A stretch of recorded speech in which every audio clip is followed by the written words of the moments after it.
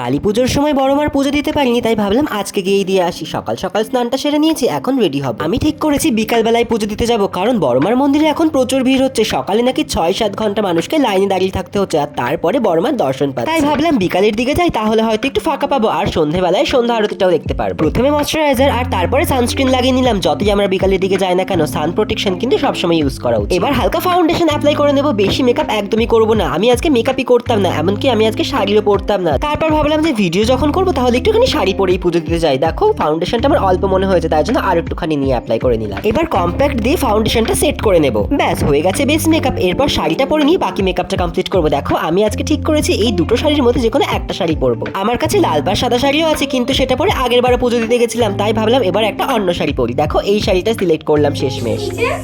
না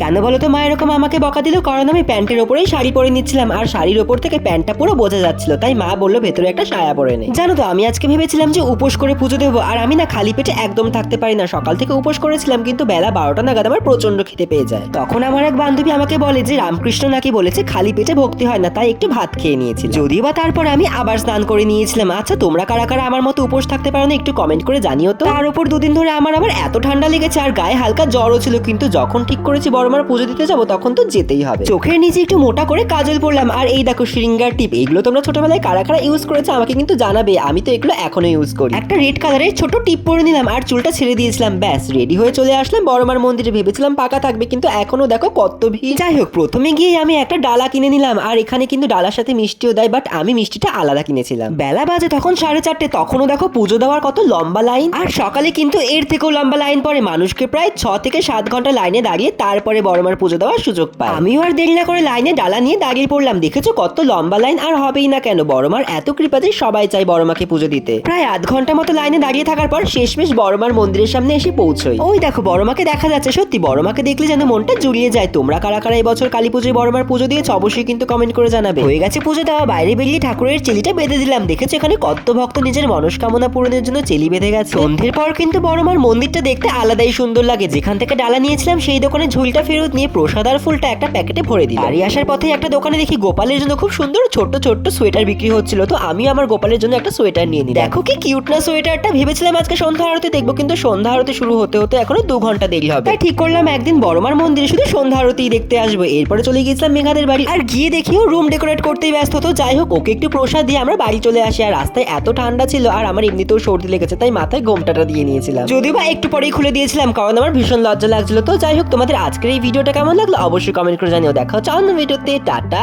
খুব ভালো থেকো।